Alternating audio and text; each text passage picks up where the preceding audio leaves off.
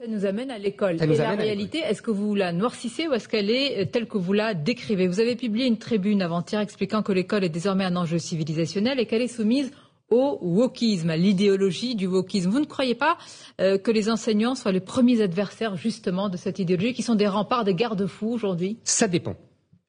De quoi? Ça dépend des enseignants.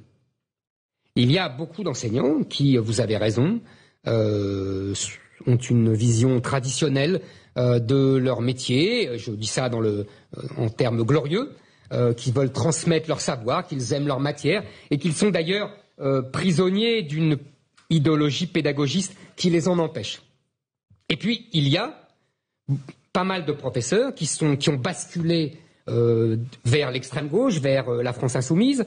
On voit d'ailleurs que face à l'offensive islamique de ces dernières semaines, avec les vêtements islamiques, abaya, camis et compagnie, qu'on incite les jeunes musulmans à venir à l'école, avec les voiles qui reposent problème, on voit bien les différences de comportement. Il y a des professeurs qui s'y opposent, il y a des professeurs qui se battent contre cette islamisation de l'école, et puis il y en a c'est pas qui la sont... majorité, Attendez, quand même, cela. je ne sais pas, je n'ai pas de chiffres. Je ne peux pas avoir de chiffres. Je vous dis, il y en a. Il y en a beaucoup, évidemment. Et il y en a aussi beaucoup qui sont complices. Il y a une réalité complexe, il y a la peur aussi. Mais dans bien un sûr, pays mais où il y vous a avez un choc Samuel comme celui. Paty. Ben oui. Et donc, oui, mais il y a vous avez peut-être tout une à fait zone raison. un peu plus. Mais vous avez raison, il y a ceux qui... Alors, soyons plus précis, vous avez raison, 3 catégories.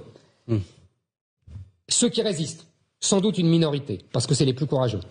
Ceux qui, au contraire, sont les complices de l'islamisation de l'école, par idéologie, et qui, par exemple, quand les jeunes filles enlèvent leur voile à l'école, ne les obligent pas à les remettre, parce que c'est ce qui arrive de plus en plus. Et au milieu, vous avez tout à fait raison, Sonia Mabrouk, il y a la grande masse de ceux qui ont tout simplement peur, et qui ont légitimement peur, puisque personne n'a envie de finir avec la tête coupée au milieu de la rue.